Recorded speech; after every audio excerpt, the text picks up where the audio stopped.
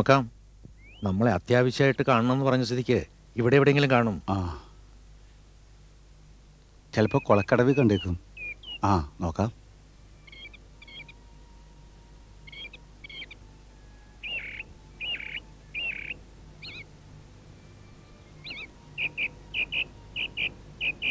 ആളിവിടെ ഉണ്ടല്ലോ. ആ, വാ.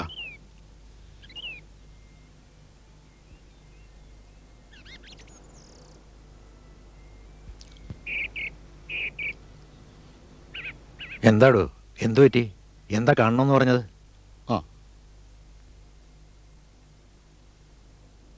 പറയാം. ഗൗരിയുടെ മരണത്തോടെ ആശുപത്രി കെട്ടിടം തുറക്കാതെ ചിതലും മാറാലയും പിടിച്ച് നശിച്ചു തുടങ്ങി. ഇനി അത് നശിക്കാൻ പാടില്ല. എന്റെ കാലശേഷം ഒന്നും ശൂന്യമാവരുത്. ആലോചിച്ചു നോക്കിയപ്പോ അതുകൊണ്ട് ആർക്കെങ്കിലും ഒക്കെ ഉപകാരം ഉണ്ടാവണമെന്ന് തോന്നി. ആദ്യം നമുക്ക് ട്രസ്റ്റ് രൂപീകരിക്കണം. ജീവിത സായാഹ്നങ്ങളിൽ ആരുമില്ലാത്തവർക്ക് ഒരു അഭയകേന്ദ്രം. അവരുടെ ദുഃഖം എല്ലാവരേക്കാളും ഏറെ എനിക്കറിയാം. എല്ലാവരും ഉണ്ടായിട്ടും ആരുമില്ലാത്തവരായി കഴിയുന്ന അവരിൽ ചിലരെ എനിക്കറിയാം.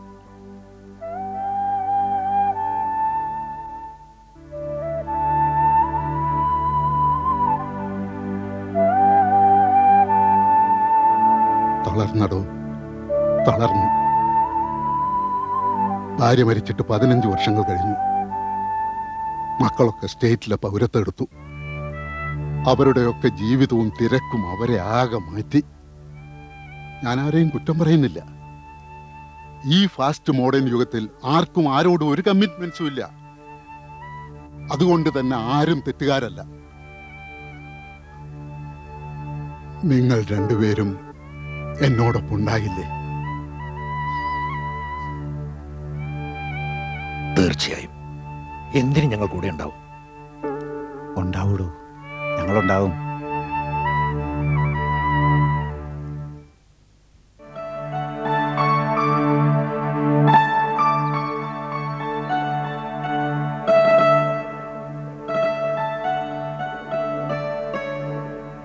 ആ, ഇത് ഓഫീസിലിട്ടേ.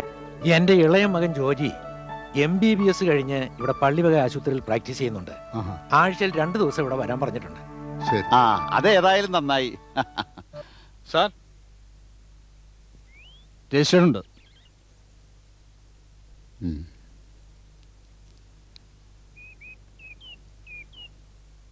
ആ, ഒപ്പിടും.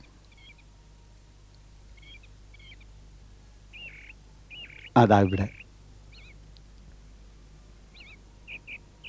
താങ്ക്സ്. ശരി സാർ. ആ, ശരി. ഒരു 10 പേരെ ഇതിൽ നിന്ന് സെലക്ട് ചെയ്യാൻ കഴിയും. തൽക്കാലം 20 പേരെ താമസിപ്പിക്കാനുള്ള സൗകര്യം ഇവിടെ ഉണ്ട്. കുറച്ചു പേര് മെഡിസിനും തുണികളും സ്പോൺസർ ചെയ്യാമെന്ന് പറഞ്ഞിട്ടുണ്ട്. ഓഹോ, നാളെയാണ് എല്ലാവരും വരുന്ന ദിവസം. അത് ശരി. ശരിക്കും പറഞ്ഞാ ഒരു ഇന്റർവ്യൂ തന്നെ നടത്തേണ്ടി വരും. സാമ്പത്തികമായി പിന്നോക്കം നിൽക്കുന്നവർക്കും ആരോരുമില്ലാത്തവർക്കും മുൻതൂക്കം കൊടുക്കണം. അത് വേണം. നമസ്കാരം സാർ. ആ, നമസ്കാരം. നിങ്ങൾ ഞങ്ങൾ ഈ നാട്ടുകാരാണ്. സ്നേഹതീരം എന്ന ബോർഡ് കൊണ്ട് വന്നതാ. സാർ, ഞങ്ങൾക്ക് എന്തെങ്കിലും ഒരു ജോലി തരണം. ആതുര സേവനത്തിന്റെ പേരും പറഞ്ഞ് വിദേശ പണം മോഹിച്ച് തുടങ്ങിയതല്ല സ്നേഹതീരം. ജോലിയേക്കാൾ ഉപരി ഒരു സേവനമായി കണ്ടാൽ മാത്രമേ നിങ്ങൾക്ക് ഇവിടെ നിൽക്കാൻ കഴിയൂ. ഞങ്ങൾ സാറ് പറയുന്ന എന്ത് നിബന്ധനയ്ക്കും തയ്യാറാണോ? ഇപ്പൊ സമ്മതിച്ചിട്ട് അവസാനം കൊടി പിടിക്കരുത്. ഇല്ല സാർ. സ്വന്തം മാതാപിതാക്കളെ പോലെ ഇവിടെയുള്ള വൃദ്ധജനങ്ങളെ കാണുകയും അവരോട് പെരുമാറുകയും വേണം. എങ്കിലൊരു കാര്യം ചെയ്യൂ, നാളെ മുതൽ വന്നോളൂ. അല്ലേ? ആയിക്കോട്ടെ. ഓ, ശരി. ശരി.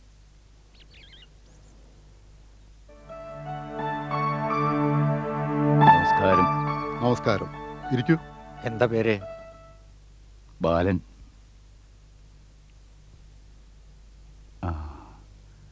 ബാലൻ. മക്കള് 2 പേരുണ്ട്. സ്വന്തം നിലയിൽ ജീവിക്കാനുള്ള ചുറ്റുപാടൊക്കെ ഉണ്ട്. ബാല, ഞങ്ങളിവിടെ നിശ്ചയിച്ചിരിക്കുന്ന പരിധികൾക്കൊക്കെ അപ്പുറമാണ് ബാലൻ. എങ്കിലും ബാലനെ കുറിച്ച് ഞങ്ങളോട് പറയാം. എനിക്കിപ്പോ 73 വയസ്സ് പ്രായമുണ്ട്. ഉള്ളത് 2 പെൺകുട്ടികളാ. 2 പേരുടെയും ഭർത്താക്കന്മാര് എഞ്ചിനീയറും ഡോക്ടറൊക്കെയാ. മക്കളും പേരക്കുട്ടികളൊക്കെ ആയിട്ട് ലണ്ടനിലും അബുദാബിയിലും കഴിയുന്നു. ഇവിടെ നാട്ടില് 5 ഏക്കർ പറമ്പും വീടൊക്കെയുണ്ട്. ഭാര്യ മരിച്ചിട്ട് 5 വർഷം കഴിഞ്ഞു. അവള് പോയ പിന്നെ ഞാൻ ഒറ്റയ്ക്കായി. മക്കളൊക്കെ ഭാര്യയുടെ മരണമായിട്ട് വന്നു പോയതാ. ഇനി ഒരു വരണമെന്നുണ്ടെങ്കിൽ എന്റെ മരണറിയിപ്പ് കിട്ടണം. ആരെങ്കിലും ഒരാള് എന്നെ എവിടേക്കെങ്കിലും കൊണ്ടുപോയെങ്കിലെന്ന് ഞാൻ പലപ്പോഴും ആഗ്രഹിച്ചിട്ടുണ്ട്. എന്റെ വലിയ വീട്ടിൽ ഞാൻ ഒറ്റയ്ക്ക് എങ്ങനെ താമസിക്കും? മരിച്ചാൽ പോലും ആരും അറിഞ്ഞെന്ന് വരില്ല. പുഴുത്തു നാറും. ഒരു പ്രതീക്ഷയില്ലാത്ത ഘട്ടത്തിലെത്തി നിൽക്കുമ്പോഴാ സ്നേഹതീരത്തെക്കുറിച്ച് അറിഞ്ഞത്. പിന്നെ നേരെ ഇങ്ങോട്ട് പോന്നു.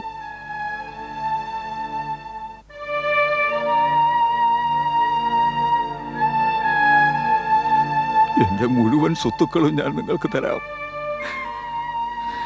എന്നെ ഇവിടെ താമസിക്കാൻ അനുവദിച്ചാൽ മാത്രം മതി.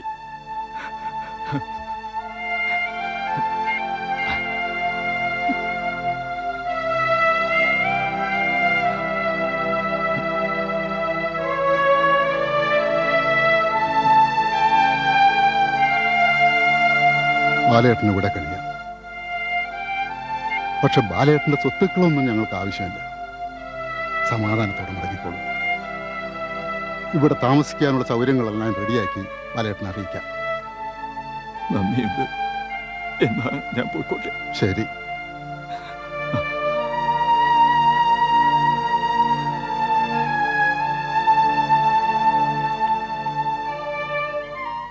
എനിക്ക് മടുത്തു. ഇനിയുള്ളവരോട് നിങ്ങൾ തന്നെ സംസാരിക്കേ. ഞാൻ അല്പം നടന്നിട്ട് വരാം.